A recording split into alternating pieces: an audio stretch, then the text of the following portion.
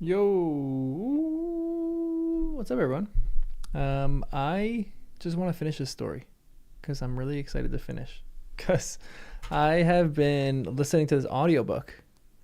So I just got it 2 days ago, and I listened to the first full story again, and I listened to all the part this today of where I am currently at, and I just really want to finish the story.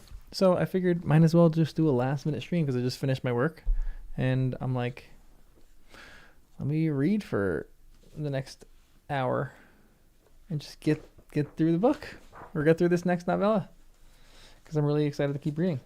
So we have, I think, like 40 pages till we're done, which probably should take like an hour, a little more than an hour, I'm guessing. Yeah, like 40 pages, almost exactly 40 pages. So I am going to just kick off and read. Not much of an intro right now because I want to get into reading. So that's what we're gonna do. I'm gonna take a swig of water. If you guys want to join, you can join. Just figured why not. Let's read. Draken, go to sleep. No. Sleep is more important than this. You can always come back and watch this later.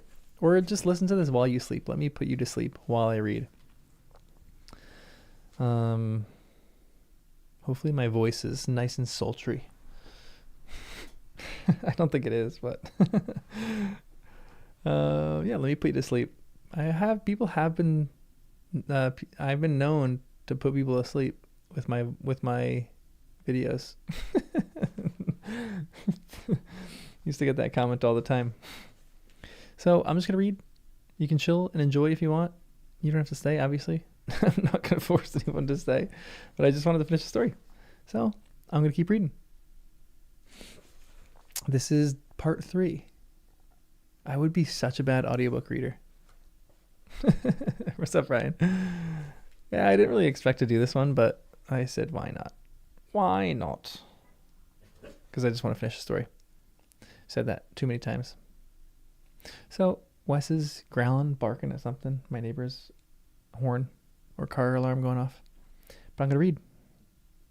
This is part 3 of The Sworn Sword. Not until the walls and towers of Cold Moat had vanished in the west behind them did Dunk turn to Egg and say, "What words were written on that paper?" "It was a grant of rights, sir." Hold on 1 second. Let me check. I think the volume's going to be too low. I don't think this is going to blow your ears out, but I am going to boost my volume because I'm going to speak a little bit lower because it's night and I like to speak a little bit lower when it's night. What a weirdo. I'm so weird. I'm so quirky. Okay, hold on. I'm gonna boost it up like 6 decibels. It's boosting. Maybe 8. We'll go 8. It is 757 by me. I think that's a little bit better. 8 decibel boosted. I'm hitting like -10 right now. I'm not in the red zone. Well, right about in the red zone. It's 8 o'clock by me. Where is it? What time is it by you? That's the real question. Okay. "It was a grant of rights, sir, to Lord Wyman Weber from the king for his leal service in the late rebellion.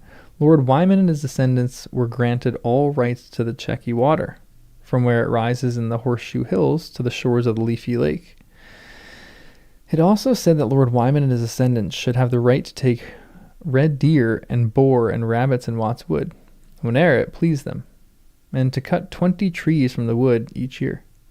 The boy cleared his throat. "The grant was only for a time, though. The paper said that if Sir Eustace were to die without a male heir of his body, Standfast would revert to the crown, and Lord Weber's privileges would end." Yeah, Ryan, you're probably one of the only ones. It's 2 a.m. Dragon, go to bed. Wes is nuzzling in bed, so he's ready to go to bed too. "They were the marshals of the North March for 1,000 years. All they left the old man was a tower to die in. And his head," said Egg. "His grace did leave him his head, sir, even though he was a rebel." Dunk gave the boy a look. "Would you have taken it?" Egg had to think about it. "Sometimes at court I would serve the king's small council. They used to fight about it. Uncle Baylor said that clemency was the best deal when best when dealing with an honorable foe. If a defeated man believes he will be pardoned, he may lay down his sword and bend the knee. Elsewise, he will fight on to the death and slay more loyal men and innocents. But Lord Bloodraven said that when you pardon rebels, you only plant the seed of the next rebellion. His voice was full of doubts. Interesting. Bloodraven and Baelor are going back and forth. I love that he was able to sit on the king's small council. And he paid attention too. Egg is great. Egg is so great. Why would Sir Eustace rise against King Darin? He was a good king. Everybody says so. He brought Dorne into the realm and made the Dornishmen our friends. Interesting, Dorne wasn't in the realm before. Huh. You would have to ask Sir Eustace, Egg. Dunk thought he knew the answer, but it was not one the boy would want to hear.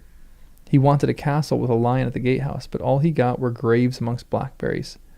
When you swore a man your sword, you promised to serve and obey, to fight for him at need, not to pry into his affairs and question his allegiances. But Sir Eustace had played him for a fool. He said his sons had died fighting for the king, and let me believe the stream was his. Night caught them in Wattswood. That was all. That was Dunk's fault. He should have gone the straight way home, and the way they had gone. But instead, he'd taken them north for another look at the dam. He had half a thought to try and tear that thing apart with his bare hands, but the Seven and Sir Lucas Longinch did not prove so obliging.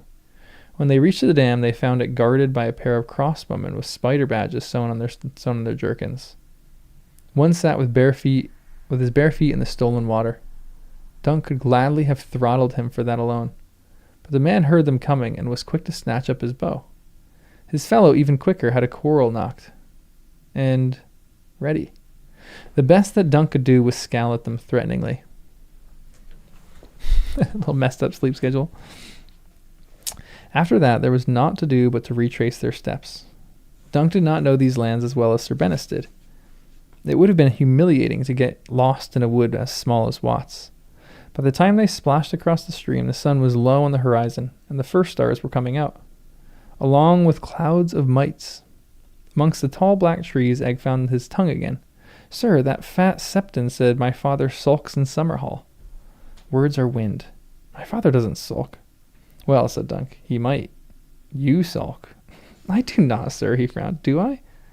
Some. Not too often, though.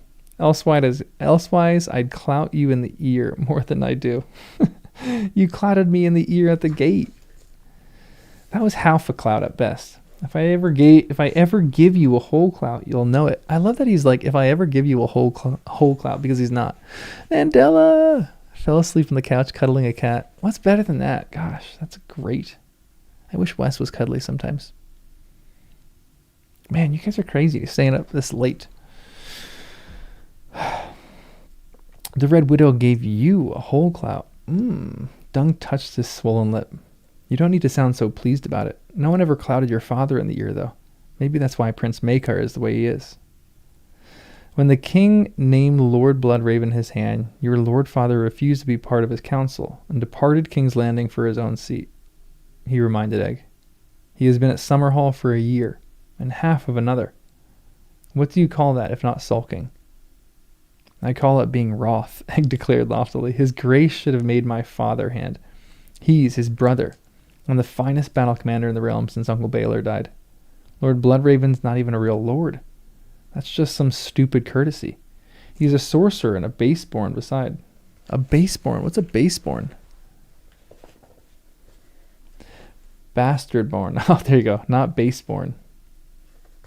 Bloodraven might not be a real lord, but he was noble on both sides. His mother had been one of the many mistresses of King Aegon the Unworthy. Aegon's bastards had been the bane of the Seven Kingdoms since the old king died. He had legitimized the lot upon his deathbed, not only the great bastards like Bloodraven, Bittersteel, and Daemon Blackfire, whose mothers had been ladies, but even lesser ones he'd fathered on whores and tavern wenches, merchants' daughters, mummers' maidens, and every pretty peasant girl who chanced to catch his eye. Fire and blood were the words of House Targaryen. But Dunk once heard Sir Arlen say that Aegon should have been wash her and bring her to my bed. Faceborn is a commoner rather than noble. Okay. Illegitimate? Probably illegitimate. Good, I'm your bedtime storyteller. Good. I'll read you to sleep. King Aegon washed Bloodraven clean of bastardly, he reminded Egg, the same as he did the rest of the realm. The old High Septon told my father that the king's laws are one thing, and the laws of the gods another. The boy said stubbornly, true-born children are made in a marriage bed, and blessed by the father and the mother. But bastards are born of lust and weakness, he said. King Aegon decreed that his bastards were not bastards, but he could not change their nature. The High Septon said all bastards are born to betrayal. Daemon Blackfyre, Bittersteel, even Bloodraven. Lord Rivers was more cunning than the other two, he said, but in the end he would prove himself a traitor too. The High Septon counseled my father never to put any trust in him, nor in any other bastards, great or small. Born to betrayal, Dunk thought, born of lust and weakness, never to be trusted, great or small. Egg, he said, don't you ever think that I might be a bastard? You, sir? That took the boy aback. You are not. I might be. I never knew my mother, or what became of her.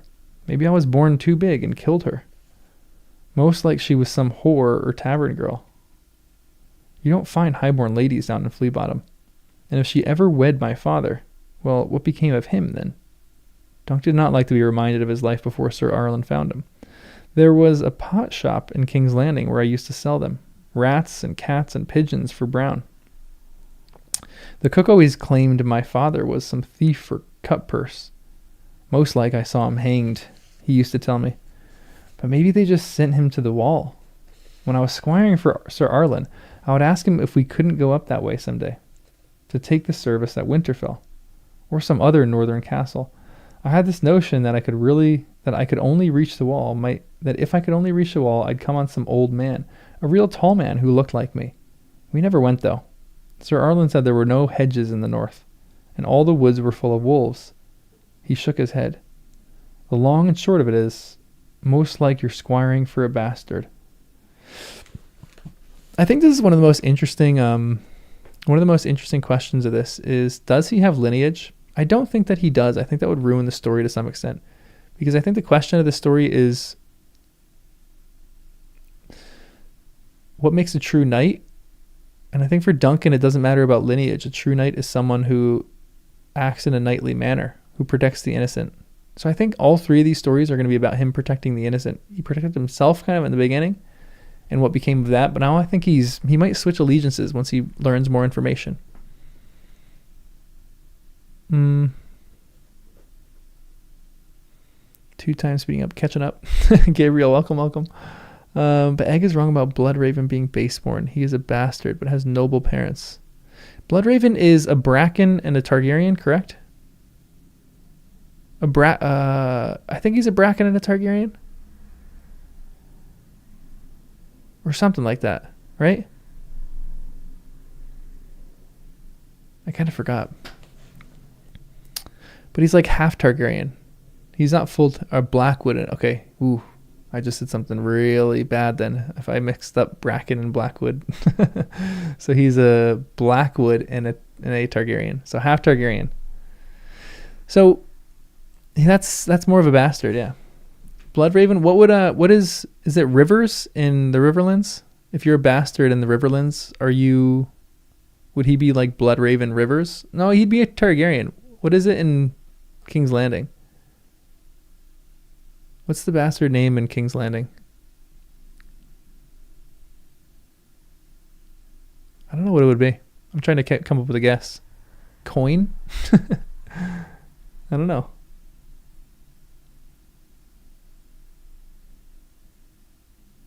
Let me know. I'm going to keep reading. If anybody has that answer, I'm actually really curious. For once, Egg had nothing to say. The gloom was deepening around them. Lantern bugs moved slowly through the trees, their little lights like so many drifting stars. There were stars in the sky as well, more stars than any man could ever hope to count. even if he lived even if he lived to be as old as King Jaehaerys. Dunk need only lift his eyes to find familiar friends, the stallion and the sow, the king's crown, the crone's lantern, the galley ghost, the moon maid. But there were clouds to the north, and the blue eye of the ice dragon was lost to him, the blue eye that pointed north. The moon had risen by the time they had come to Standfast, standing dark and tall atop its hill. A pale yellow light was spilling from the tower's upper windows, he saw. Most nights Sir Eustace sought his bed as soon as he had supped, but not tonight, it seemed. He is waiting for us, Dunk knew. I feel like it could be coin. I don't know. Someone look that up. Bennis, sand is the Dorne. I think sand is Dornish. But maybe in the south because it is still kind of the south. The master name for the Crownlands is Waters? Interesting. Huh, that's cool. Waters, rivers. What is someone give me a list. Interesting, okay. Waters, that's weird. So Bloodraven Waters, maybe? Bennis of the Brown Shield was waiting up as well. They found him sitting on the top tower steps, chewing sourleaf and honing his longsword in the moonlight. The slow scrape of stone on steel carried a long way. However much Bennis might neglect his clothes in person, he kept his weapons well. The Lunk comes back, Bennis said. He was sharpening my steel to go rescue you from that Red Widow. Here I was, sharpening my steel to go rescue you from that Red Widow. Where are the men? Treb and Wet Water on the roof, standing watch, in case the Widow comes to call. The rest crawled into bed, whimpering, sore as sin. I worked him hard, drew a little blood off that big lackwit, just to make him mad. He fights better than when he's mad. He smiled his brown and red smile. Nice bloody lip you got. Next time, don't go turning over rocks. What did the woman say?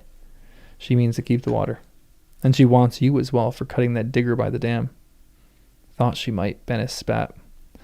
Lot of bother for some peasant. He ought to thank me. Women like a man with scars. You won't mind slitting your nose then? Bugger that. If I'd want my nose slit, I'd slit it myself. He jerked a thumb up. You'll find Sir Useless in his chambers, brooding on how great he used to be. Egg spoke up. He fought for the Black Dragon. Dunk could have given the boy a clout, but the Brown Knight only laughed. Of course he did. Just look at him. He strikes you out the kind who picks the winning side. No more than you. Else you wouldn't be here with us. Dunk turned to Egg. Tend to Thunder and Maester, then come up and join us. When Dunk came up through the trap, the old knight was sitting by the hearth in his bedrobe, though no fire had been laid. His father's cup was in his hand, a heavy silver cup that had been made for some Lord Osgray back before the conquest.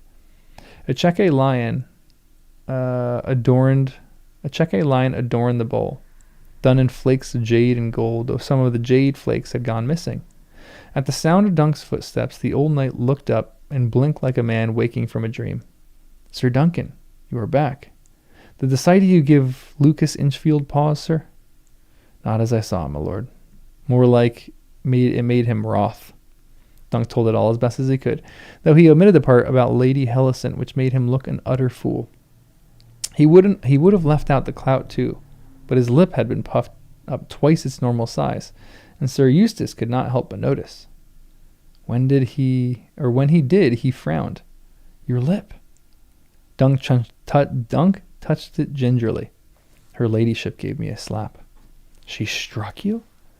His mouth opened and closed. She struck my envoy, who came to her beneath the Chequy lion? She dared lay hands upon your person? Only the one hand, sir. It stopped bleeding before we even left the castle. He made a fist. She wants Sir Bennis, not your silver. And she won't take down the dam. She showed me a parchment with some writing on it, and the king's own seal. It said the stream is hers, and he hesitated. She said that you had risen with the Black Dragon. Sir Eustace seemed to slump. I feared she might. If you wish to leave my service, I will not stop you. The old knight gazed into his cup, though what he might be looking for Dunk could not say. You told me your sons died fighting for the king. And so they did. The rightful king. Daemon Blackfyre, the king who bore the sword. The old man's mustache quivered. The men of the Red Dragon called themselves the Loyalists. But we who knew the Blacks were just as loyal once. Though now all the men who marched beside me to seat Prince Daemon on the Iron Throne have melted away like morning dew. Mayhaps I dreamed them. Or more like Lord Bloodraven and his raven teeth have put the fear in them. They cannot all be dead. Okay, real quick. Ooh, love that. Okay, waters, snow, rivers, pike, hill, stone, waters, flowers, storm, and sand. Flowers. Wow, where's flowers? The Vale is stone. Pike, Iron Islands makes sense. Pike. Westerlands is hills. Real quick question on the Blackfyre Rebellion.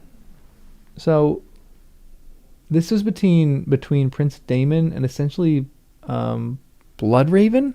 Not really Bloodraven, but kind of Bloodraven. Reaches the flowers. Oh, interesting. So the Red Dragon was Prince Daemon.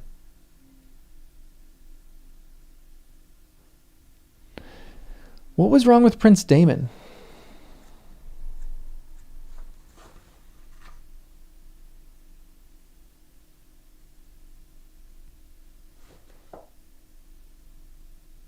Because if Bloodraven was fighting on the Blacks, why?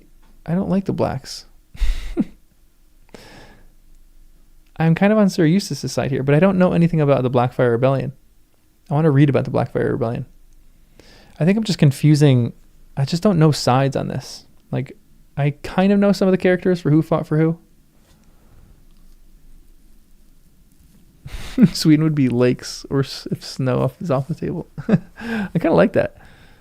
Nandella Lakes. Not that you're a bastard, but Red Dragon is King Daeron, and the Black Dragon is Daemon Targaryen. Okay, Daemon Blackfyre.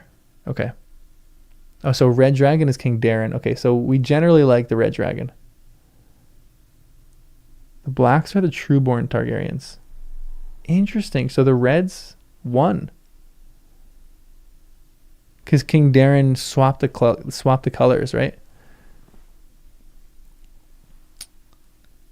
So Dunk is mad that he fought for the Reds, who Eustace actually believes is the trueborn king, is the real king.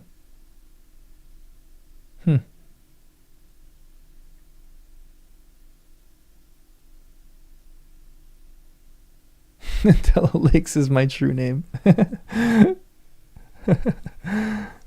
love that. We got a lot of bastard children here. What would they do in Australia? Kiwi? June Kiwi. I didn't see the Animal Farm trailer. I'm excited to actually check that out. Someone was saying that on the other stream. I'll watch that after. Yeah, I'm just curious to get more into the lore of the Blackfyre Rebellion. That's something that I keep hearing all the time. Oh, Kiwi is New Zealand. That's right. What is a good Aussie one? June Creepy Crawlies. What's that spider that you guys have? Don't for my sanity, really? Wait, don't watch the trailer or don't get into the Blackfyre Rebellion. Which one? All right, I'm gonna keep reading because I'm just curious about this. Or more like Lord Bloodraven, as Raven's teeth have put fear in them. They cannot all be dead. Dunk could not deny the truth of that. Until this moment, he had never met a man who'd fought for the Pretender. I must have, though. There were thousands of them. Half the realm was for the Red Dragon, and half was for the Black. Both fought valiantly, Sir Arlen always said. He thought the old knight would want to hear that. Sir Eustace cradled his wine cup in both hands. If Daemon had ridden over Gawain Corbray, if Fireball had not been slain in the eve of battle, if Hightower and Tarbuck and Oakhart And Butterwell had lent us their full strength instead of trying to keep 1 foot in each camp. If Manfred Lothson had proven true instead of treacherous, if storms had not delayed Lord Bracken's sailing with the Myrish crossbowmen, if Quickfinger had not been caught with the stolen dragon eggs, so many ifs, sir. Had any one come out differently, it could have all turned the other way. Then we would be called the Loyalists, and the Red Dragons would be remembered as men who fought to keep the usurper Darren the Falseborn upon his stolen throne and failed.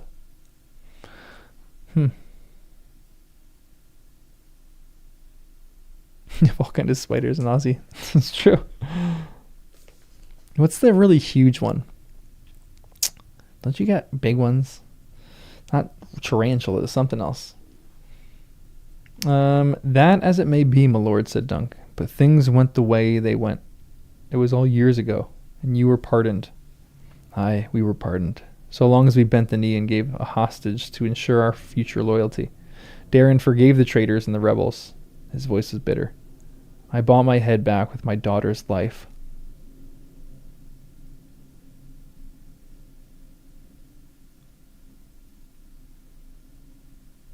Whoa. Alisane was 7 when they took her off to King's Landing, and 20 when she died, a silent sister. Oh, interesting. I went to King's Landing once to see her, and she would not even speak to me, her own father. A king's mercy is a poisoned gift. Darren Targaryen left me life, but took my pride and dreams and honor. His hand trembled, and wine spilled red upon his lap, but the old man took no notice of it. I should have gone with Bittersteel into exile, or died beside my sons and my sweet king. That would have been a death worthy of a Chekai lion, descended from so many proud lords and mighty warriors. Darren's mercy made me smaller. Huh.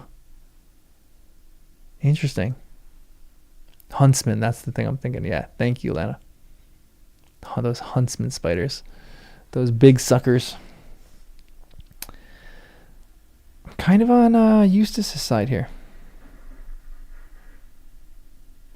In his heart, the black dragon never died, Dunk realized. My lord? It was Egg's voice. The boy had come in as Sir Eustace was speaking of his death. The old knight blinked at him, as if he were seeking him for the first time. Yes, lad, what is it? If it please you, the Red Widow says you rebelled to get her castle. That isn't true, is it? The castle? He seemed confused. Coldmoat was promised me by Daemon. Yes, but it was not for gain, no. Then why? Asked Egg. Why? Sir Eustace frowned. Why were you a traitor? If it wasn't just the castle. Sir Eustace looked at Egg a long time before replying. You are only a young boy. You would not understand. Well, said Egg, I might. Treason is only a word. When two princes fight for a chair, where only one may sit, great lords and common men alike must choose. And when the battle is done, the victors will all be hailed as loyal men and true, whilst those who were defended will be known forever as rebels and traitors. That was my fate. Egg thought about it for a time. Yes, my lord. Only King Darren was a good man. Why would you choose Daemon? Darren. Sir Eustace almost slurred the word, and Dunk realized he was half drunken. Darren was spindly and round of shoulder, with a little belly that wobbled when he walked. Daemon stood straight and proud, his stomach was flat and hard as an oaken shield, and he could fight, with axe or lance or flail. He was as good as the knight as I ever saw, but with the sword he was the warrior himself. When Prince Daemon had Blackfire in his hand, how interesting. There was not a man to equal him, not Ulrich Dane with no dawn, or not Ulrich Dane with dawn, no, nor even the Dragon Knight with Dark Sister.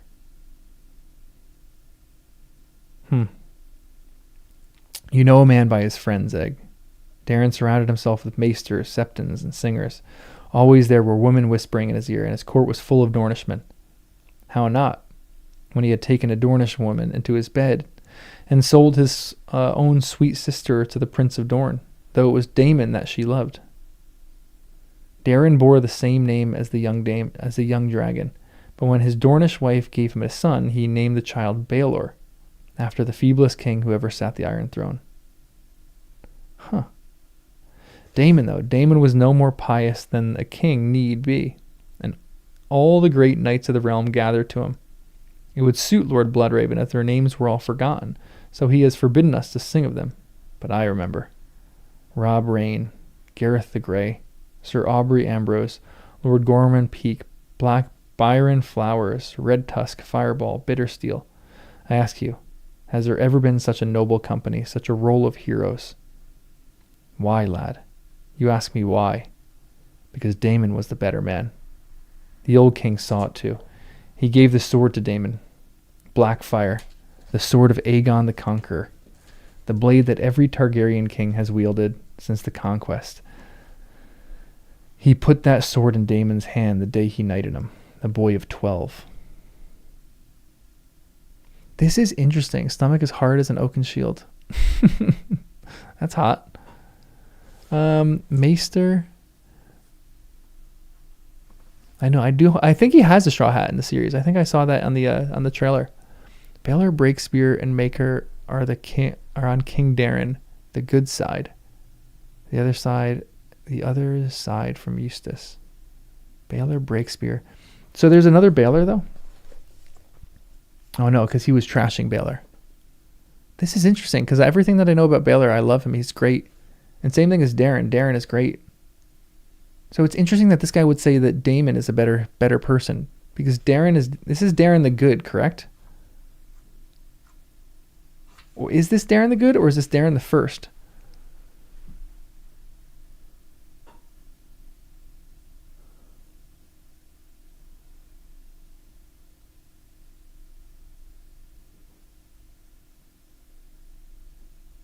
Yeah, there's way too many Aegons, Baelors, Daemons. There's way too many of these. Yeah, these stories are really great too, Carl. I really love these. Eustace is saying that King Darren II, the Good, named Prince Baelor Breakspear after Baelor the Blessed, who he thinks is way too pious. Gotcha. Okay. Interesting. Just sounds like an old bitter man a little bit. I'm curious what's going to come of this. Let's keep reading.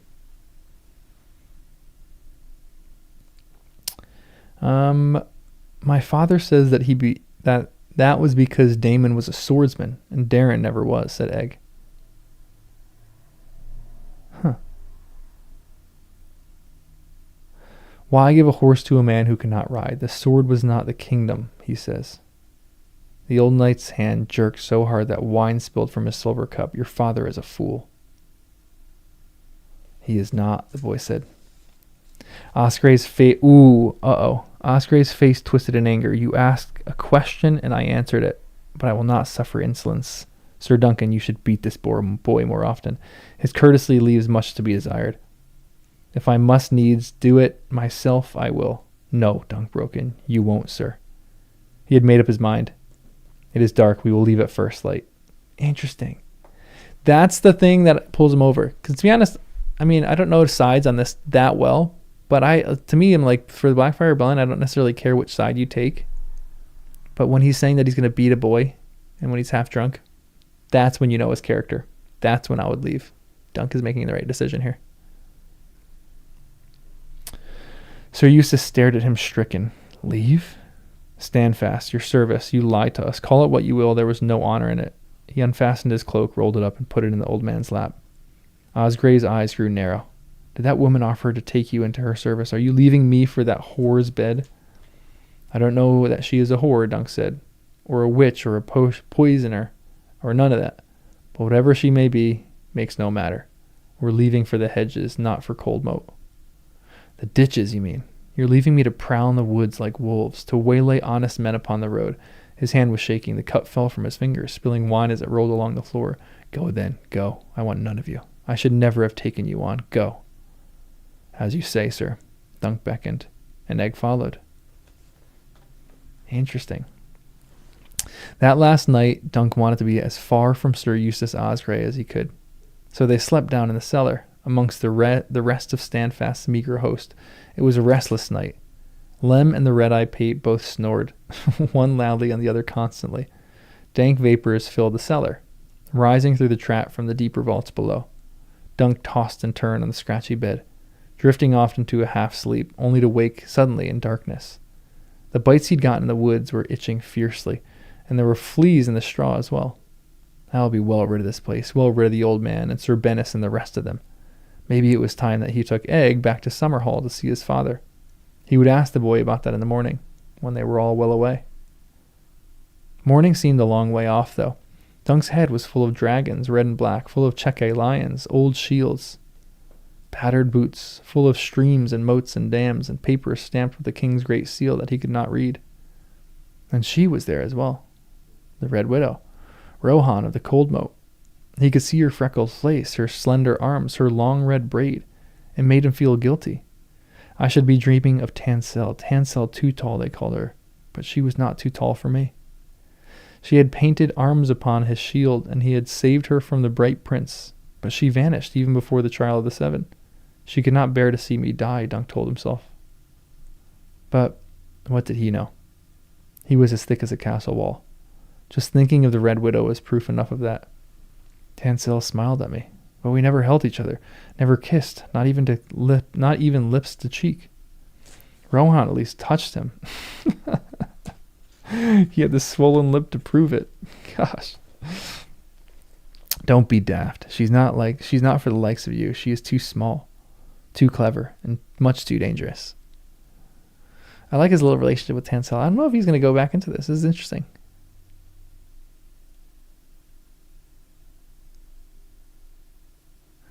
Southerners complaining about states' rights.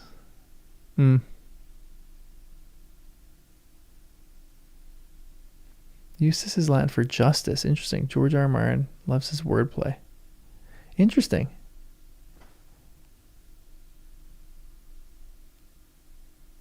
Nemo, what's up? Welcome. Yeah, the whole Blackfire, like who's right, who's wrong, is really not like throwing me off, but I have to really try to figure that out. And I just don't know it. I don't know like what side I would root for.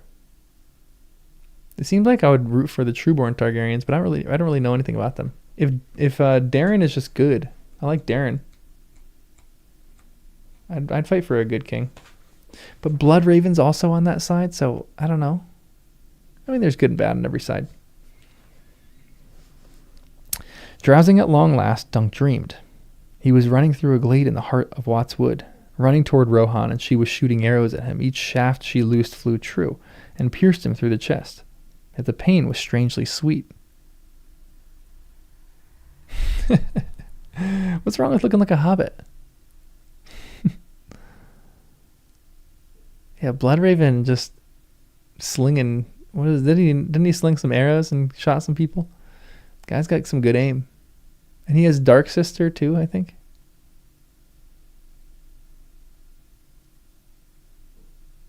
Yeah, that's why I like it. It seems complicated, which I kind of like. He should have turned and fled, but he ran toward her instead, running slowly as you did in dreams, as if the very air had turned to honey. Another arrow came, and yet another. Her quiver seemed to have no end of shafts. Her eyes were gray and green and full of mischief. Your gown brings out the color of your eyes, he meant to say to her, but she was not wearing any gown, or any clothes at all.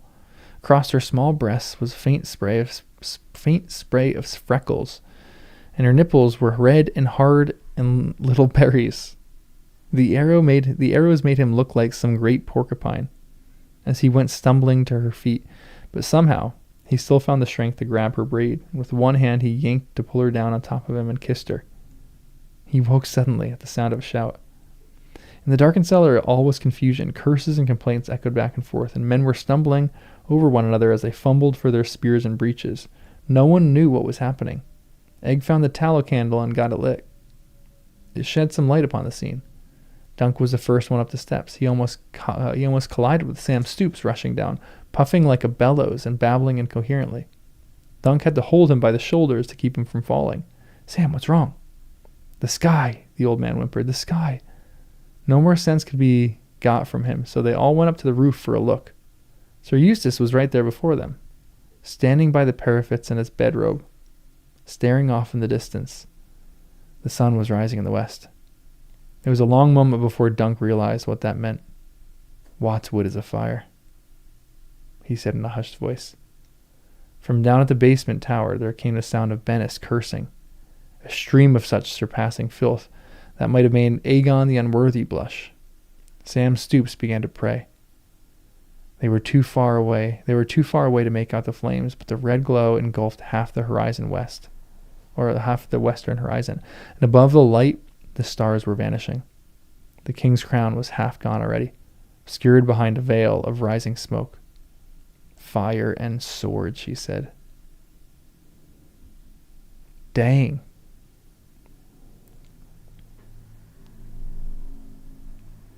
Okay, good.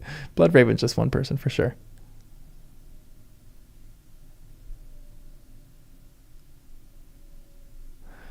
Bloodraven is interesting.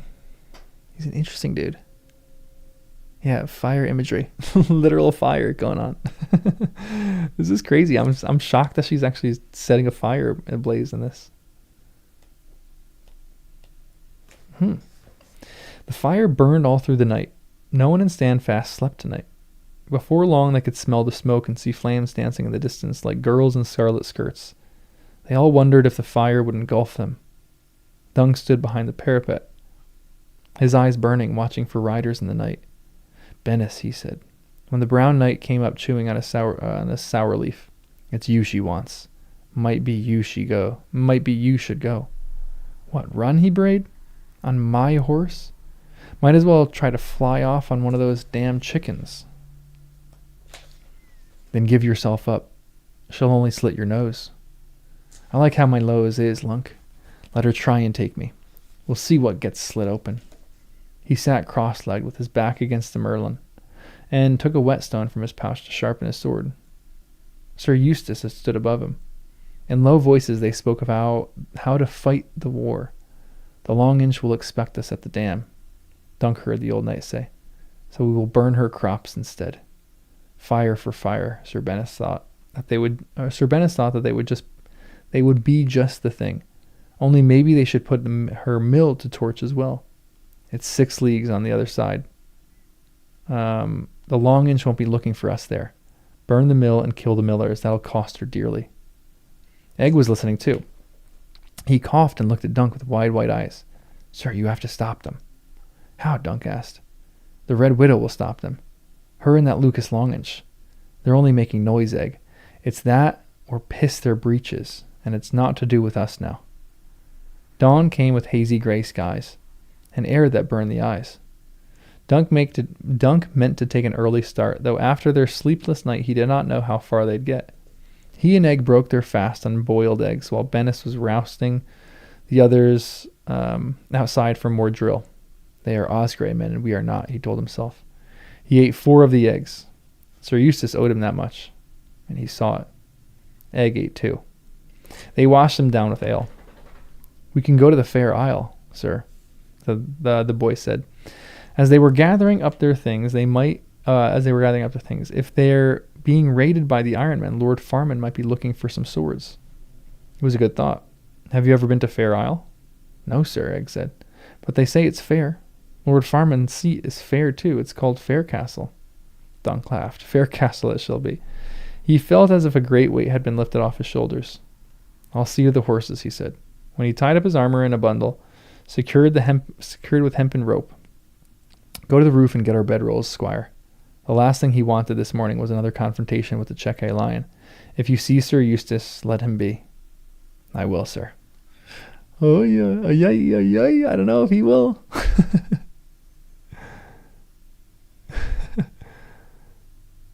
George R. R. Martin has a thing for ice and fire. It's true. Longinch is a good name, like Littlefinger. George R. R. Martin, it does seem like he's good at names. He seems like he just has fun with names.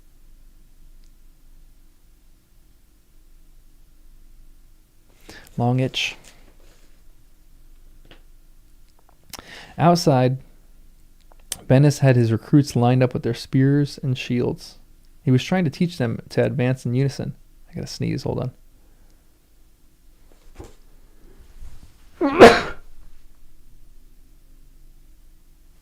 Excuse me.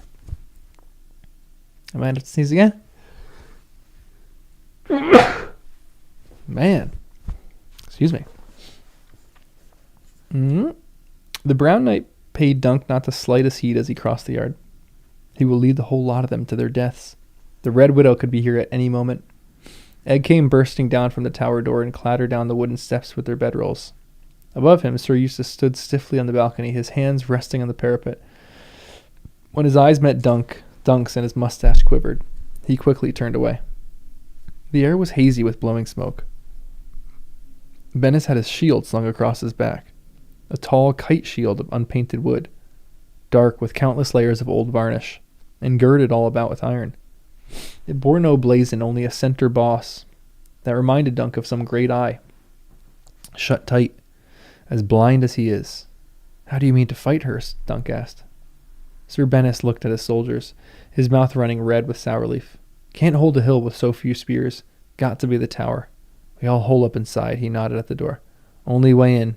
Only one way in. Haul them up the wooden steps and there's no way they can reach us. Until they build some steps of their own. They might bring ropes and grapnels too. And swarm down on you through the roof. Unless they just stand back with their crossbows and fill you full of quarrels while you're trying to hold the door. The melons, beans, and barleycorns were listening to all they said. All their brave talk had blown away, though there was no breath of wind. They stood clutching their sharpened sticks, looking at Dunk and Bennis and each other. This lot won't do you a lick of good, Dunk said with a nod at the ragged Osgray army. The Red Widow's knights will cut them to pieces if you leave them in the open, and their spears won't be any use inside that tower. They can chuck things off the roof, said Bennis. Treb is good at chucking rocks. He could chuck a rock or two, I suppose, said Dunk, until one of the widow's crossbowmen puts a bolt through him.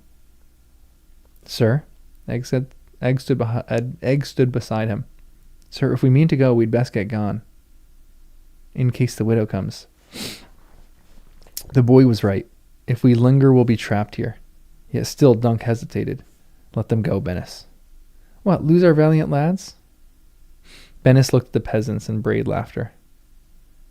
Don't you lot be getting any notions, he warned them. I'll gut any man who tries to run. Try and I'll gut you, Dunk drew his sword. Go home, all of you, he told the small folk. Go back to your villages and see if the fire has spared your homes and your crops. No one moved. The Brown Knight stared at him, his mouth working. Dunk ignored him. Go, he told the small folk. Once again. It was as if some god had put the words into his mouth, not the warrior. Is there a god for fools? Go, he said again, roaring at this time. Take your spears and shields, but go, or you won't live to see the morrow. Do you want to kiss your wives again? Do you want to hold your children? Go home. Have all of you gone deaf? They hadn't. A mad scramble ensued amongst the chickens. Big Rob trotted on a hen as he made his dash, and Pate came within half a foot of disemboweling Will Bean when his own spear tripped him up. But off they went, running. The melons went one way, and the beans on the other, and the barleycorns a third. Sir Eustace was shouting down at them from above, but no one paid any mind to him. They are deaf to him, at least, Dunk thought. By the time the old knight emerged from his tower and came scrambling down to the steps, only Dunk and Egg and Bennis remained amongst the chickens. Come back, Sir Eustace shouted at his fast, fleeing army. You do not have my leave to go. You do not have my leave. No use, my lord, said Bennis. They're gone. Sir Eustace rounded on Dunk, his mustache quivering with rage. You had no right to send them away. No right. I told them not to go. I forbade it. I forbade you dismiss them.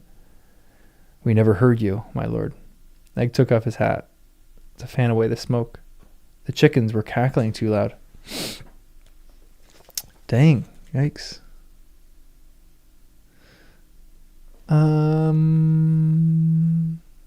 old is Nan? Dang. That's true. Old Nan. She's in the north, right?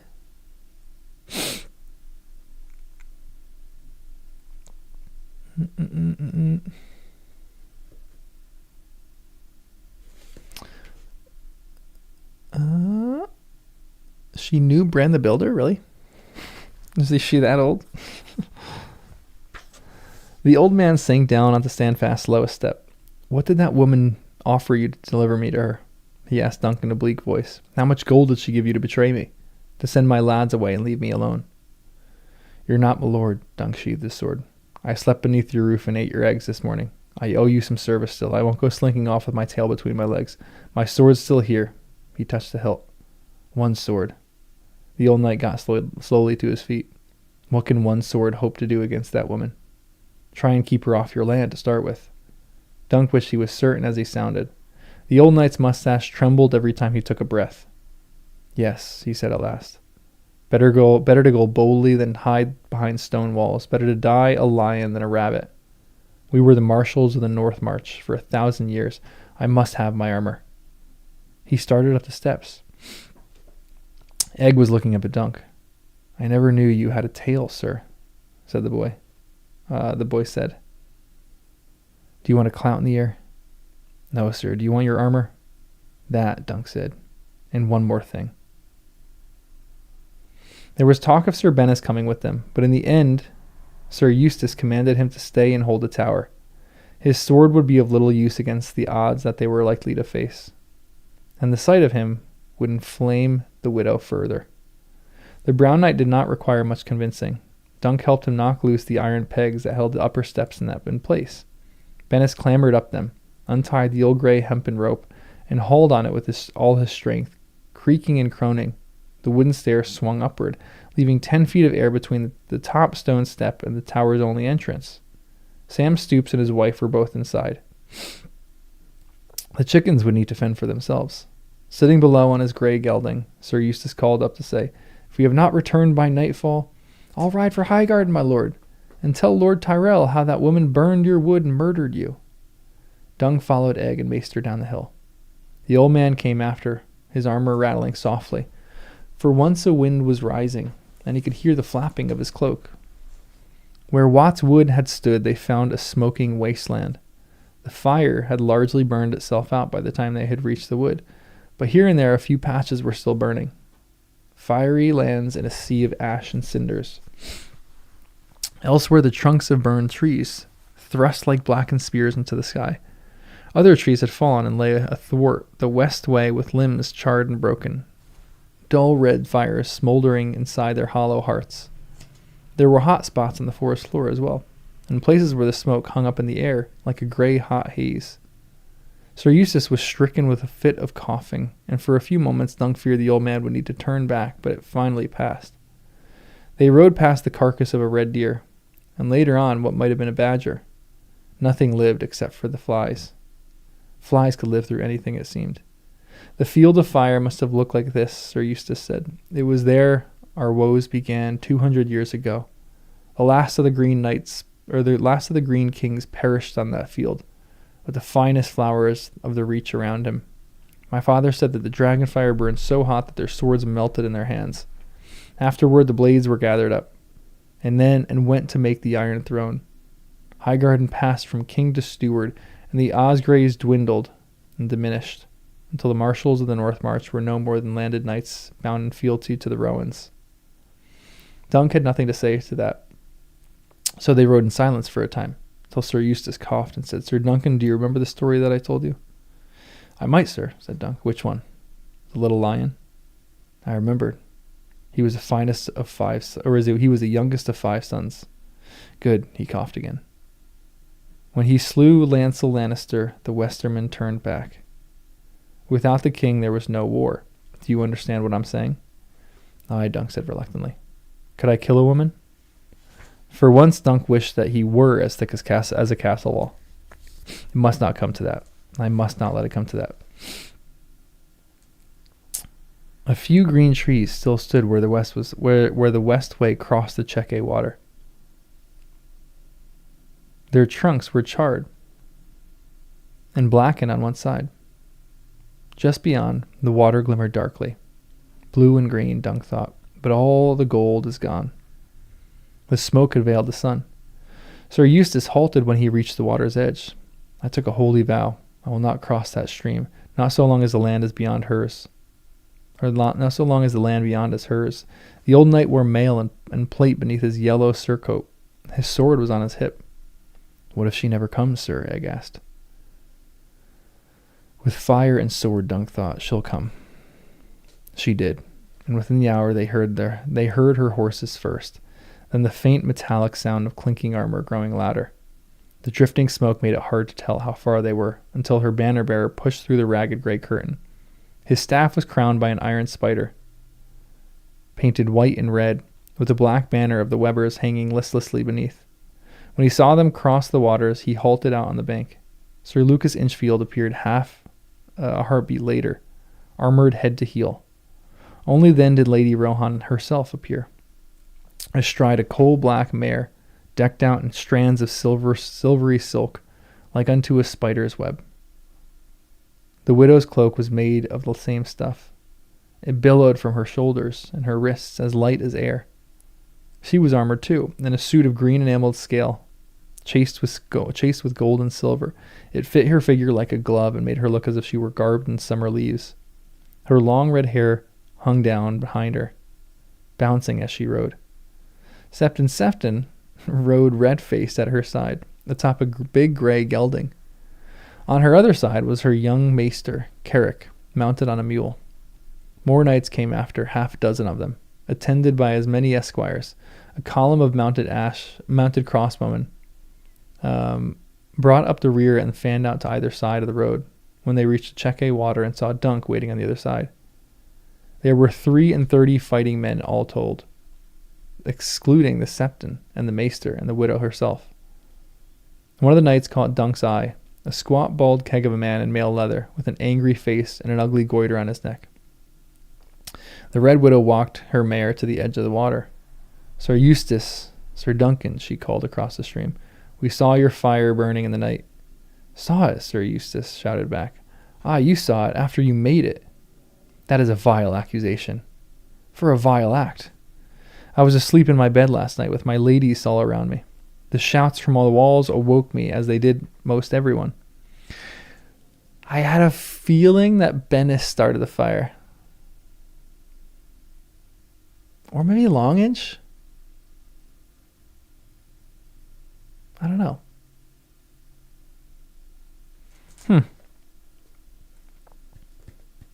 Yeah, her armor does sound incredible.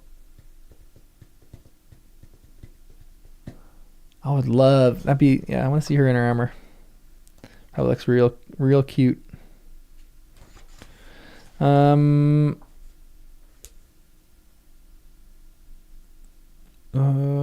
Red Widow walked her mare to the edge of the water. Yeah. I was asleep in my bed last night. The shouts from the walls awoke me, as they did almost everyone. Old men climbed up steep tower steps to look, and babes at the breast saw red light and wept in fear. And all that I know of your fire, and that is all I know of your fire, sir. It was your fire, woman, insisted Sir Eustace. My wood is gone. Gone, I say. Septon Sefton cleared his throat. Sir Eustace, he boomed. There are fires in the Kingswood too, and even in the Rainwood. The drought has turned all our wood to kindling. Lady Rohan raised an arm and pointed. Look at my fields, Osgray, how dry they are. I would have been a fool to set a fire. Had the wind changed direction, the flame might as well have leapt the stream and burned out half my crops. Might have, Sir Eustace shouted. It was my woods that burned, and you burned them. Most like you cast some witch's spell to drive the wind, just as you used dark arts to slay your husbands and your brothers. Lady Rohan's face grew harder. Duncan seen that look at Cold Moat just before she slapped him. Prattle, she told the old man. I will waste no more words on you, sir. Produce Bennis of the Brown Shield, or we will come and take him. That you shall not do, Sir Eustace declared in ringing tones. That you shall never do. His mustache twitched. Come no farther. This side of the stream is mine, and you are not wanted here. You shall have no hospitality from me, no bread and salt, not even shade and water. You come as an intruder. I forbid you set foot on Osgray land. Lady Rohan drew her braid over her shoulder. Sir Lucas, was all she said. The Longinch made a gesture. The crossbowmen dismounted, winched back their bowstrings with the help of a hook, and stirrup and plucked quarrels from their quivers. Now, sir, her ladyship called out, when every bow was knocked and raised and ready, what was it you forbade me? Dunk had heard enough. If you cross the stream without leave, you are breaking the king's peace. Sefton urged his horse forward with a step. The king will neither know nor care, he called. We are the mother's children, sir. For her sake, stand aside. Dunk frowned. I don't know much of gods, Sefton, but aren't we the warrior's children too? He rubbed the back of his neck. If you try to cross, I'll stop you. Sir Lucas the Longinch laughed.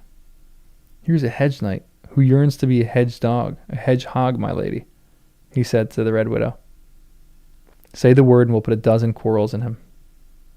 At this distance they will punch through the armor like it was made of spit.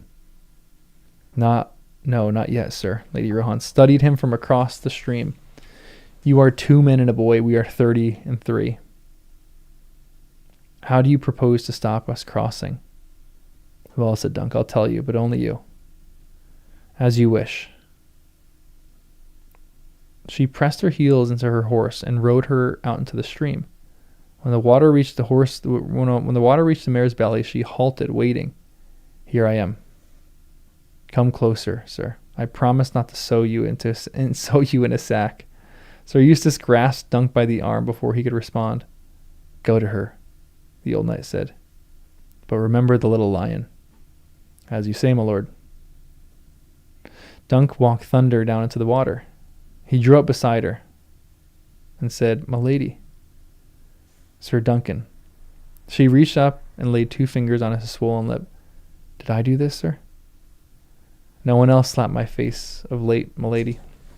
That was bad of me, a breach of hospitality. The good Sefton has been scolding me. She gazed across the water at Sir Eustace. I scarce remember Adam any longer.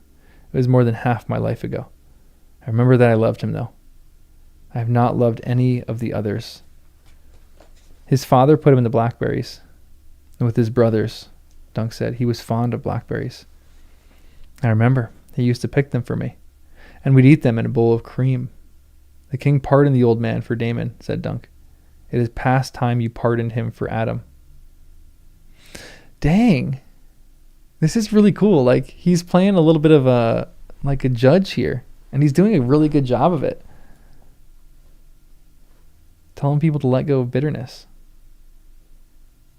Give me Bennis and I'll consider that. Bennis is not mine to give, she sighed. I would as lief not have to kill you. I would as lief not die. Then give me Bennis. We'll cut his nose and hand him back. And that will be the end of that. It won't, though, Dunk said. There's still the dam to deal with and the fire. Will you give us the men who set it? There were lantern bugs in that wood, she said. It may be that they set the fire off with their little lanterns. No more teasing now, milady, Dunk warned her. This is no time for it. Tear down the dam and let Sir Eustace have the water to make up for the wood. That's fair, is it not? It might be if I had burned the wood, which I did not. I was at Coldmoat, safe abed. She looked down at the water. What is there to prevent us from riding across the stream? Have you scattered caltropes among the rocks? Hidden archers in the ashes? Tell me, what you think is going to stop us? Me. He pulled one gauntlet off. In Flea Bottom, I was always bigger and stronger than the other boys, so I used to beat them bloody and steal from them. The old man taught me not to do that. It was wrong, he said, and besides, sometimes little boys have great big brothers. Here, have a look at this. Dunk twisted off the ring of his fingers and held it out to her. She had to let loose of her braid to take it. Gold, she said. When she felt the weight of it, what is this, sir? She turned it over in her hand. A signet, gold and onyx. Her green eyes narrowed as she studied. The seal. Where did you find this, sir? In a boot, wrapped in rags and stuffed up in a toe. Lady Rohan's fingers closed around it. She glanced at Egg and old Sir Eustace. You took a great risk in showing me this ring, sir. But how does it avail us? If it should command my men to cross. Or if I should command my men to cross, well, said Dunk, that would mean I'd have to fight. And die. Most like, he said. An egg would go back where he comes from and tell what happened here. Not if he died as well. I don't think you'd kill a boy of 10, he said, hoping he was right. Not this boy of 10. You wouldn't. You got 33 men there, like you said. Men talk. That fat one there especially. No matter how deep you dug the graves, the tail would out. And then, well, might be a spotted spider's bite can kill a lion, but a dragon is different. Is a different sort of beast. I would sooner be the dragon's friend. She tried the ring on her finger. It was too big even for her thumb. Dragon or no, I must have Bennis of the Brown Shield. No. You are 7 feet of stubborn. Less an inch. She gave him back the ring. I cannot return to Kolmo empty-handed. They will say the Red Widow has lost her bite, that she was too weak to do justice, that she could not protect her small folk. You do not understand, sir. I might, better than you know. I remember once some little lord in the Stormlands took Sir Arlen into service to help him fight some other little lord. When I asked the old man what they were fighting over, he said, "Nothing, lad. It's just some pissing contest." Lady Rohan gave him a shocked look, but could sustain it no more than half a heartbeat before it turned into a grin. I have heard 1,000 empty courtesies in my time, but you are the first knight who ever said pissing in my presence. Her freckled face went somber. Those pissing contests are how lords judge one another's strength, and woe to any man who shows his weakness. A woman must needs piss twice as hard if she hopes to rule. And if that woman should happen to be small, Lord Stackhouse covets my horseshoe hills, sir. Sir Clifford Conklin has an old claim to Leafy Lake. Those dismal Durwells live by stealing cattle, and beneath mine own roof I have Longedge. Every day I wake wondering if this might be the day he marries me by force. Her hand curled tight around her braid, as hard as if it were a rope, and she was dangling over a precipice. He wants to, I know. He holds back for fear of my wrath, just as Conklin and Stackhouse and the Durwells tread carefully where the Red Widow is concerned. If any of them thought for a moment that I had turned weak and soft, Dunk put the ring back on his finger and drew his dagger. The widow's eyes went wide at the sight of naked steel. "What are you doing?" she said. "Have you lost your wits? There are a dozen crossbows trained on you." "You want blood for blood." He laid the dagger against his cheek. "They told you wrong. It wasn't Bennis cut that digger. It was me." He pressed the edge of the steel into his face, slashed downward. When he shook the blood off the blade, some splattered on her face. More freckles, she thought. There, the Red Widow has her due. A cheek for a cheek. Dang! This is incredible. I love Dunk. Dunk is such a great person. You are quite mad. The smoke had filled her eyes with tears. If you were better born, I'd marry you. I'm a lady. And if pigs had wings and scales and breathed flame, they'd be as good as dragons. Dunk slid the knife back in its sheath. That's a great line.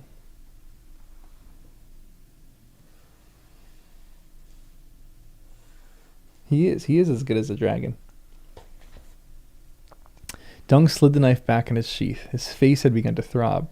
The blood ran down his cheeks and dripped onto his gorget. The smell made Thunder snort and paw the water. Give me the men who burn the wood. No one burned the wood, she said. But if some man of mine had done so, it must have been to please me. How could I give such a man to you? She glanced back at her escort. It would be best if Sir Eustace were here to withdraw his accusation. Those pigs will be breathing fire first, my lady. In that case, I must assert my innocence before the eyes of the god and men. Tell Sir Eustace that I demand an apology or a trial. The choice is his. She wheeled her horse about to ride back to her men. The stream would be their battleground. Septon Sefton waddled out and said a prayer, beseeching the Father above to look down on the two men and judge them justly, asking the warrior to lend strength to the man whose cause was just and true, begging the mother's mercy for the liar, that he might be forgiven for his sins. When the praying was over and done with, He turned to Sir Eustace Osgrey one last time. Sir, he said, I beg you once again, withdraw your accusation. I will not, the old man said, his mustache trembling. The fat septon turned to Lady Rohan. Good sister, if you did this thing, confess your guilt, and offer good Sir Eustace some restitution for his wood. Elsewise, blood must flow. My champion will prove my innocence before the eyes of the god and men. Trial by battle is not the only way, said the septon, waist deep in water. Let us go to Golden Grove. I implore you both, and place the matter before Lord Rowan for his judgment. Never, said Sir Eustace. The Red Widow shook her head. Sir Lucas Inchfield looked at Lady Rohan, his face dark with fury. You will marry me when this mummer's farce is done, as your Lord Father wished. My Lord Father never knew you as I do, she gave back. Dunk went to one...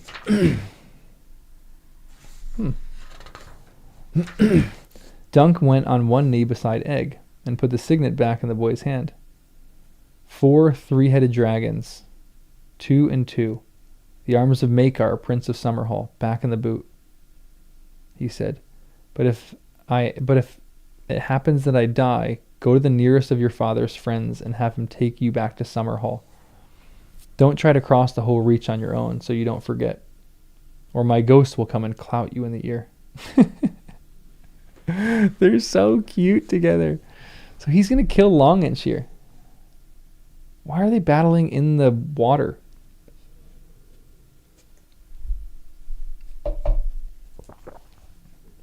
Yes, sir, said the egg. Or said Egg. But I'd sooner you didn't die. It's too hot to die. Dunk donned his helm. And Egg helped him, fasten it tightly to his gorget. The blood was sticky on his face, though Sir Eustace had torn a piece off his cloak to help stop the gash from bleeding. He rose and went to Thunder. Most of the smoke had blown away. He saw as he swung up into the saddle, but the sky was still dark. Clouds, he thought. Dark clouds. It has been so long. Maybe it's an omen. But it is his omen. But is it his omen or mine? Dunk was no good with omens. Across the stream, Sir Lucas had mounted up as well. His horse was a chestnut courser, a splendid animal, swift and strong, but not as large as Thunder. What the horse lacked in size, he made up for in armor, though he was clad in a crinic, chanfron, and coat of light chain. The Longinch himself wore black enameled pate and silvery ringmail. An onyx spider squatted malignantly atop his helmet, but the shield displayed his own arms. A Ben Sinister chequet black and white, on a pale gray field. Dunk watched Sir Lucas hand it to his squire. He does not mean to use it? When another squire delivered him a poleaxe, he knew why. The axe was long and lethal, with a banded haft, a heavy hand, and a wicked spike on its back. But it was a two-handed weapon. The Longinch would need to thrust in his own armor to protect him. I need to make him rue that choice. His own shield was on his left arm. The shield Tansel had painted with his helm and falling star. The old shield rhyme echoed in his head. Oak and iron guard me well, or else I'm dead and doomed to hell.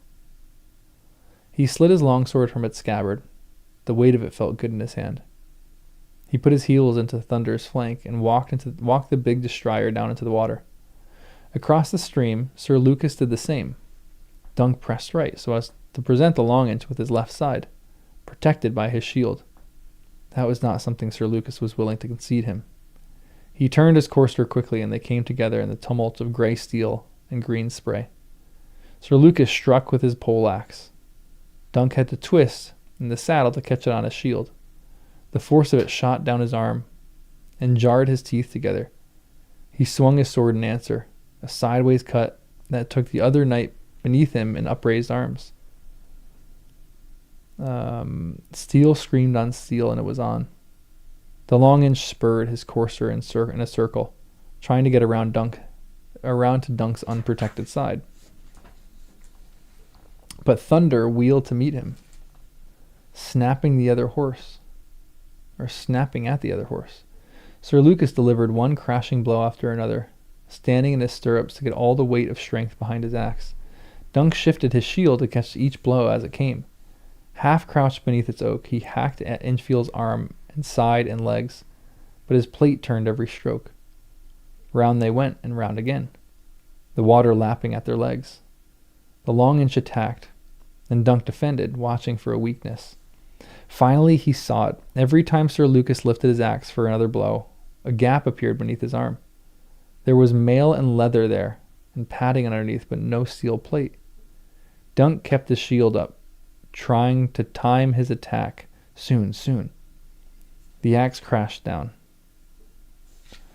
Wrenched free, came up. Now he slammed his spurs into Thunder, driving him closer, and thrust with his long sword to drive his point through the opening. But the gap vanished as quick as it appeared. His sword point scraped a rondel, and Dunk, overextended, almost lost his seat. The axe descended with a crash, slanting off the iron rim of Dunk's shield, crunching against the side of his helm, and striking Thunder a glancing blow along the neck. The Destrier screamed up and reared on two legs, his eye rolling white in pain as the sharp, coppery smell of blood filled the air. He lashed out with his iron hooves, just as Long Inch was moving in. One caught Sir Lucas in the face, the other on a shoulder. Then the heavy warhorse came down atop his courser. It all happened in a heartbeat. The two horses went down in a tangle, kicking and biting at each other, churning the water in the mud below. Dunk tried to throw himself from the saddle, but one foot tangled in a stirrup. He fell face first, sucking down one desperate gulp of air before the stream came rushing into the helm, through the eye slit. His foot was still caught up, and he felt a savage yank at Thunder as Thunder's struggles almost pulled out his leg out of its socket. Just as quickly he was free, turning, sinking. For a moment he flailed helplessly in the water. The world was blue and green and brown. The weight of his armor pulled him down until his shoulder bumped the stream bed. If that is down, the other way is up. Dunk's steel-clad hands fumbled at the stones and sands, and somehow he gathered up his legs under him and stood. He was reeling, dripping mud, with water pouring from his breath holes as in his dinted helm, but he was standing. He sucked down air. His battered shield still clung to his left arm, but his scabbard was empty and his sword was gone. There was blood inside his helm, as well as water. He tried to shift his weight. His ankle sent a lance of pain right up his leg. Both horses had struggled back to their feet. He turned his head, squinting one eye through a veil of blood, searching for his foe. Gone, he thought. He's drowned or Thunder's crushed his skull in. Sir Lucas burst up out of the water right in front of him, sword in hand. He struck Dunk's neck a savage blow, and only the thickness of his gorget kept his head upon his shoulders. He had no blade to answer, only his shield. He gave ground, and the Long Inch came after, screaming and slashing. Dunk's upraised arms took a numbing blow above the elbow. A cut to his hip made him grunt in pain. As he backed away, a rock turned beneath his foot, and he went down onto one knee. Chest high in the water, he got his shield up. But this time, Sir Lucas struck so hard he split the thick oak right down the middle and drove the remnants back into Dunk's face. His ears were ringing and his mouth was full of blood. But somewhere, far away, he heard Egg screaming, "Get him, sir! Get him! Get him! He's right there!" Dunk drove forward.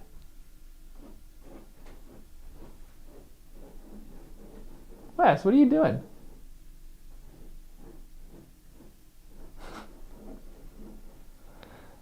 Dunk drove forward. Sir Lucas had wrenched his sword free for another cut. He slammed into him waist high and knocked him off his feet. The stream swallowed both of them, but this time Dunk was ready. He kept one arm around Long Inch and forced him to the bottom. Bubbles came streaming out from behind Inchfield's battered, twisted visor, but he still fought. He found a rock at the bottom of the stream and began hammering at Dunk's head and hands. Dunk fumbled at his sword belt. Have I lost the dagger too, he wondered. No, there it was. His hand closed around the hilt and wrenched it free, and drove it slowly through the churning water, through the iron rings and boiled leather beneath the arms of Sir Lucas Longinch, turning as it pushed. Sir Lucas jerked and twisted, and the strength left him. Dunk shoved away and floated. His chest was on fire. A fish flashed past his face, long and white and slender. What's that? He wondered. What's that? What's that? Dang.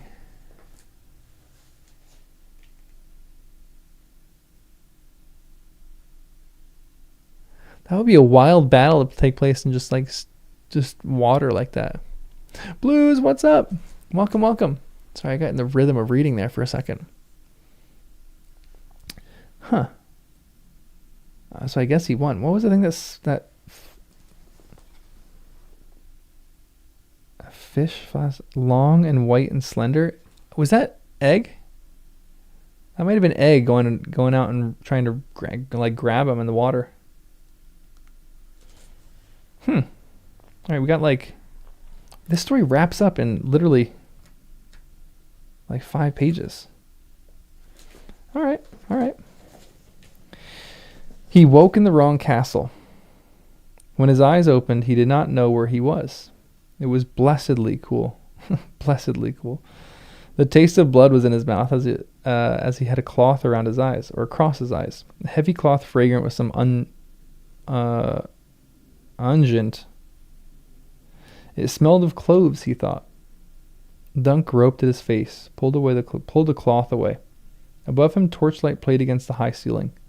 Ravens were walking in the rafters overhead, peering down with small black eyes, and corking at him. I am not blind, at least. He was in a maester's tower. The walls were lined with racks of herbs and potions and earthen jars and vessels of green glass.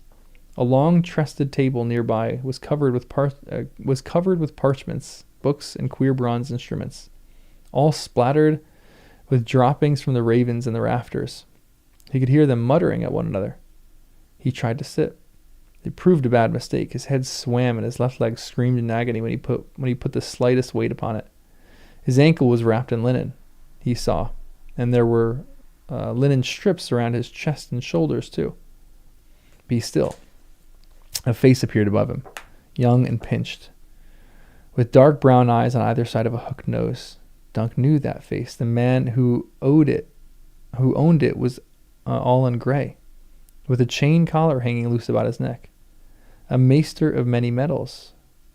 Dunk grabbed him by the wrist. Where? Coldmoat, said the maester. You were too badly injured to return to Standfast. The Lady Rohan commanded us to bring you here. Drink this. He raised a cup of something to Dunk's lips. The potion had a bitter taste, like vinegar, but at least it washed away the taste of blood. Dunk made himself drink it all. Afterward, he flexed the fingers of the sword hand and the other. At least my hand still works, and my arms. What did I hurt? What not? The maester snorted. A broken ankle, a sprained knee, broken collarbone, bruising your upper torso is largely green and yellow, and your right arm is purpley black. I thought your skull was cracked as well, but it appears not. There's a gash in your face, sir. You will have a scar, I fear. Oh, and you drowned by the time we pulled you from the water. Drowned, said Dunk. I never suspected that one man could swallow so much water, not even a man as large as you, sir. Count yourself fortunate that I am ironborn. The priest of the drowned god knows how to drown a man and bring him back. I have made a study of their beliefs and customs. Interesting. That's really cool.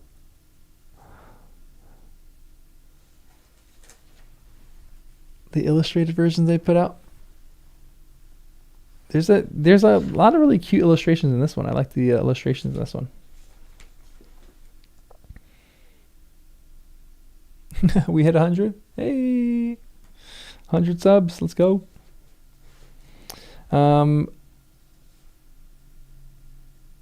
There's like a little bit of a touch of divinity on Dunk.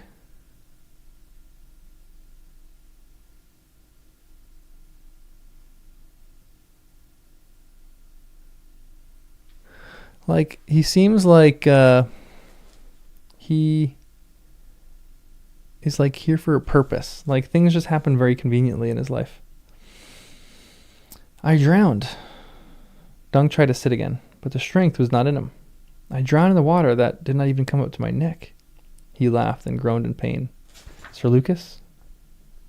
Dead. Did you doubt it? No. Dunk doubted many things, but that not. He remembered how the strength had gone out of Longinch's limbs all at once. Egg, he got out. I want egg. Hunger is a good sign, the maester said, but it is sleep you need now, not food. Dunk shook his head and regretted at once. Egg is my squire. Is he?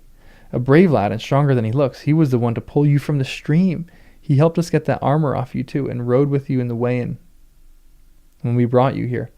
He would not sleep himself, but sat by your side with sword across his lap in case someone tried to do you harm. He even suspected me, and insisted that I taste anything I meant to feed you. A queer child, but devoted. Oh, that's so cute. I love that.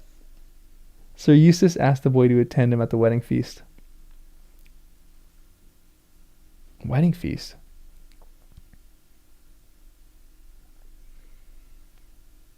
There was no one else on his side. It would have been discourteous for him to refuse. Wedding feast, Dunk did not understand. You would not know, of course. Coldmoat and Standfast were reconciled after your battle. Lady Rohan begged leave of old Sir Eustace to cross his land and visit Adam's grave, and he granted her that right. She knelt before the blackberries and began to weep, and he was so moved that he went to comfort her. They spent the whole night talking of young Adam and my lady's noble father. Lord Wyman and Sir Eustace were fast friends, until the Blackfire Rebellion. His lordship and my lady were wed this morning by your good Septon Sefton. Eustace Osgray is a lord of Coldmoat, and his Chequy lion flies beside the Weber spider on every tower and wall. What? That's crazy.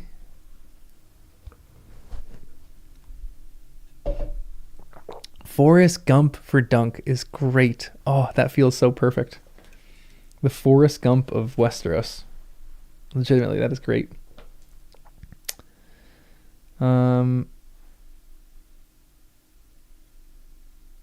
Dunk's world was spinning all around him.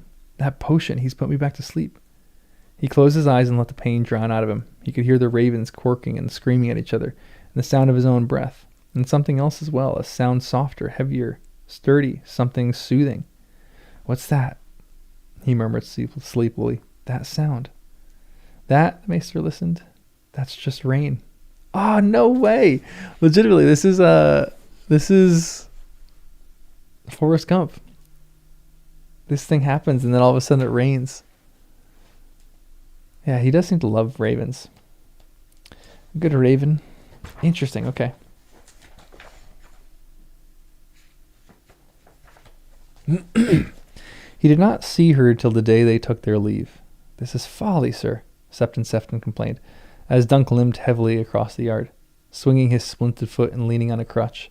Master Carrick says you are not half healed yet. In this rain, you're like to catch a chill if you do not drown again. At least wait for the rain to stop. That may be years. Dunk was grateful for the fat Septon, who had visited him near every day, to pray for him, ostensibly, though more time seemed to be taken up with tales and gossip. He would miss his loose and lively tongue and cheerful company, but that had changed nothing. I need to go. The rain was lashing down around them. 1,000 cold gray whips upon his back. His cloak was already sodden. It was the white and wool cloak Sir Eustace had given him, with the green and gold checkered border. The old knight had pressed it on him once again, as a parting gift, for your courage and leal service, sir, he said. The brooch that pinned the cloak at his shoulder was a gift as well, an ivory spider with ivory spider brooch with silver legs. Cluster of crushed garnets made spots upon its back. I hope this is not some mad request to hunt down Bennis, Septon Sefton said. You are so bruised and battered that I would fear for you if that one found you in such a state. Bennis, Dunk thought bitterly. Bloody Bennis. While Dunk had been making his stand at the stream, Bennis had tied up Sam Stoops and his wife, ransacked Standfast from top to bottom, and made off with every valuable item he could find, from candles, clothes, and weapons to Osgray's old silver cup and a small cache of coins the man kept hidden and his solar behind the mildewy tapestry. Mildwed tapestry. One day Dunk hoped to meet Sir Bennis of the Brown Shield again, and when he did, Bennis will keep. Where will you go? The Septon was panting heavily. Even with Dunk on a crutch, he was too fat to match his pace. Fair Isle, Harrenhal, the Trident, the hedges are everywhere, he shrugged. I've always wanted to see the wall. Huh, interesting. The wall. The Septon jerked to a stop. I despair of you, Sir Duncan, he shouted, standing in the mud with the outspread hands as Iran came down round him. Pray, sir, pray for the crone to light your way. Dunk kept walking. She was waiting for him inside the stables, standing by the yellow bales of hay, in a gown as green as summer. Sir Duncan, she said, when he came pushing through the door. Her red braid hung down in front, the end of it brushing against her thighs. It is good to see you on your feet. You never saw me on my back, he thought, my lady. What brings you to the stables? It's a wet day for a ride. I might say the same to you. Egg told you. I owe him another clout in the ear. Be glad he did, or I would have sent men after you to drag you back. It was cruel of you to steal away without so much as a farewell. She had never come to see him while he was in Master Carrick's care, not once. That green becomes you well, my lady, he said. It brings out the color of your eyes. He shifted his weight awkwardly on the crutch. I'm here for my horse. You do not need to go. There is a place for you here. When you're recovered, captain of my guards, and Egg can join my other squires. No one ever need know who he is. Thank you, my lady, but no. Thunder was in a stall a dozen places down.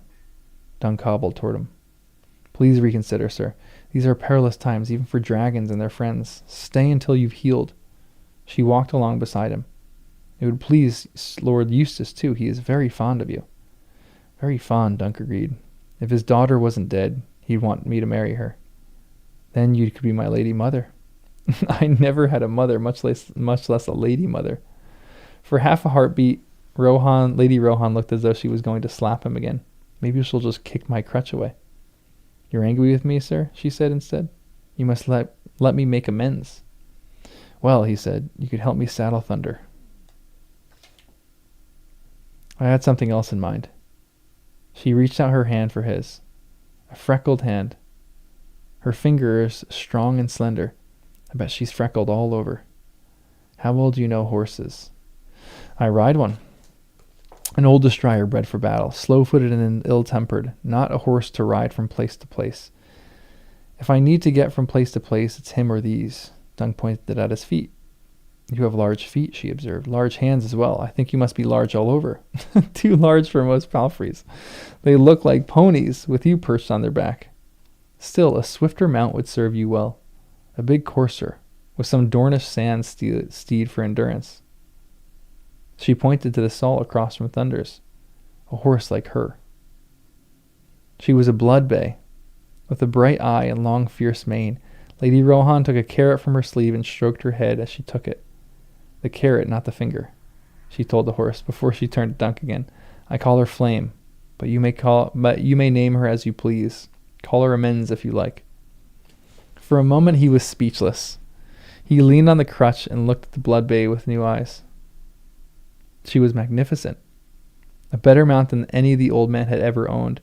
You had only to look at her and look at those long, clean limbs to see how swift she'd be. I bred her for beauty and speed. He turned back to Thunder. I cannot take her. Why not? She is too good a horse for me. Just look at her. A flush crept up Rohan's face. She clutched her braid, twisting it between her fingers. I had to marry, you know that. My father's will. No, don't be such a fool. What else should I be? I'm thick as a castle wall, and bastard born as well. Take the horse. I refuse to let you go without something to remember me by. I will remember you, my lady. Have no fear of that. Take her. Dunk grabbed her braid and pulled her face to his. It was awkward with the crutch and the difference in their height. He almost fell before he got his lips on hers. He kissed her hard.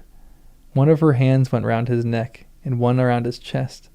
He learned more about kissing in a moment than he had ever known from watching. But when they finally broke apart, he drew his dagger. I know what I want to remember you by, my lady. Egg was waiting for him at the gatehouse, mounted on a handsome new sorrel palfrey, and holding Maester's lead. When Dunk trotted up to them on Thunder, the boy looked surprised. She said she wanted to give you a new horse, sir. Even highborn ladies don't get all they want, Dunk said as they rode out across the drawbridge. It wasn't a horse I wanted.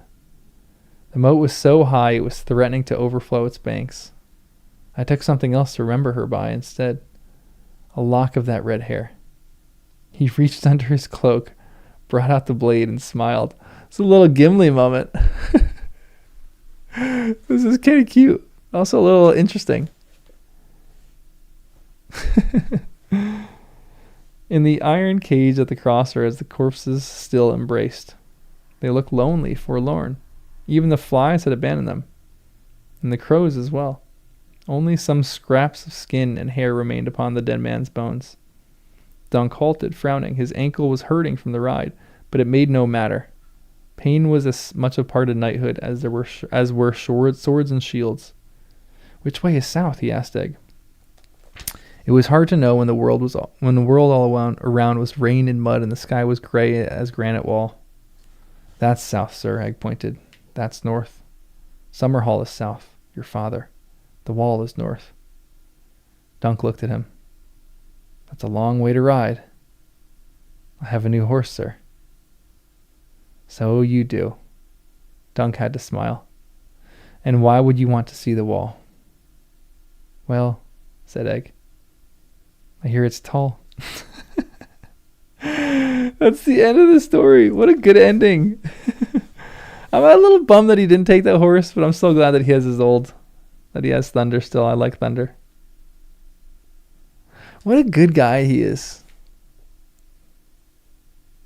Walls are tall. That's a cute story. Interesting. I think I prefer the first one to the Sworn Sword. The Sworn Sword has just like a meandering that's really lovely. We're on the last one. The Mystery Knight. I wonder if they're at the wall at that time. Yeah, the humor in these is really great. I really love that.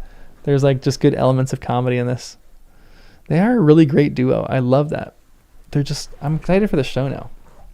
I don't know how many seasons of the show are there going to be? Is it just going to be one season? Because how are they going to make full seasons out of this? Like I could potentially see how they make a bunch of episodes for the first 3 stories, 3 seasons. Interesting. I feel like the first one doesn't need to be that. I feel like the first one is like an episode. I feel like both of these are kind of like they're on just one episode. I wonder if they're going to add stuff onto it. Tall, short, noble, common, rich, poor. Yeah. Good classic comedy duo. They are so good together. It really Nemo, it's a great description that you gave of it too. That's what I'm going to keep talking about, how it's like the it's like Forrest Gump in Westeros. That's a great description.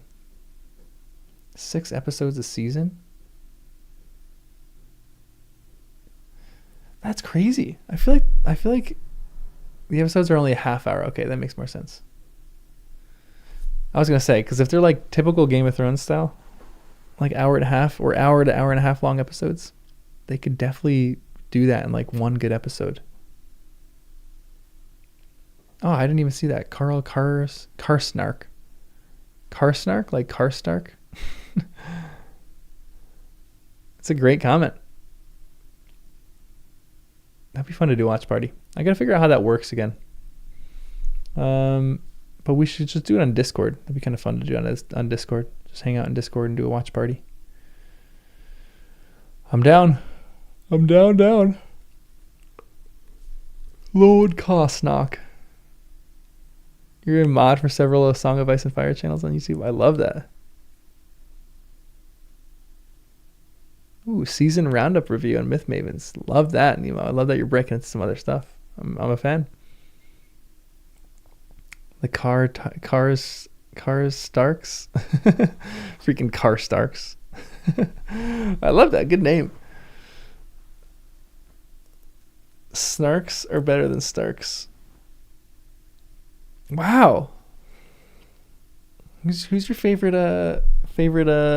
house in Westeros? What's the best house? The Snarks or the Starks? They should come up with a Snarks house. The Crumpkins.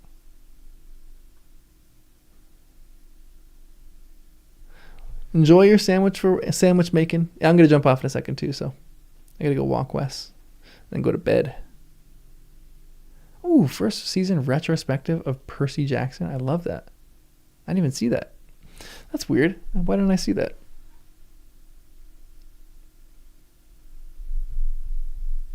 Three hours of show and the hedge night is 3 hours of text.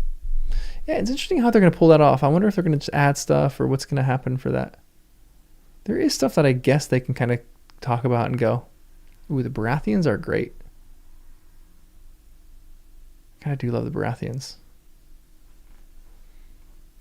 I like Renly Baratheon. Honestly, all the Baratheons are kind of great. I don't know that many of them. I know Renly, Stannis, and Robert. I kind of like all of them. Yeah, they are a little stupid sometimes. The Starks a little stupid. I mean, everyone is a little stupid. Everyone's got some of that stupidity in them.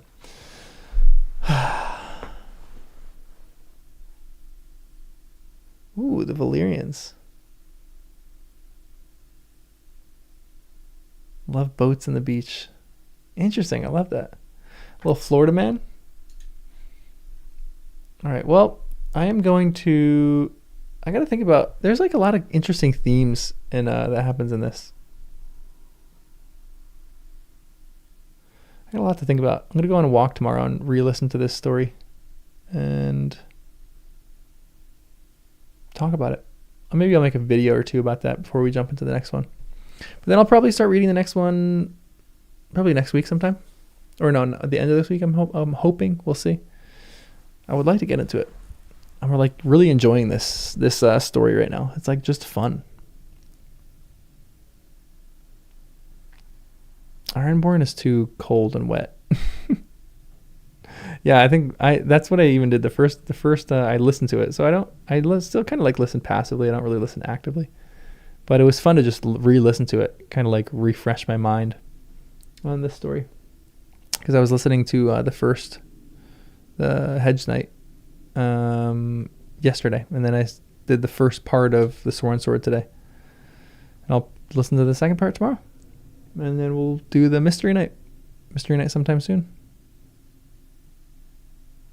The frozen north of Tally. That sounds like something in Westeros. I live in the frozen north of Tally. Frozen north in Florida. Spoken like a Dornishman or something. You had 8 inches of snow last year? That's crazy. There's no way. Florida? It's going to be 80 degrees later this week. I'm jealous. What the heck? All right, everyone, I'm going to jump off, go take Wes for a walk, and just go to bed. I'm tired right now. I will see you soon. Make some videos or something like that. Talk about these stories. These are great stories. Have a great night, everyone. Chaos incarnate. Later, guys. Have a good one. Thanks for joining me on the read. It was fun.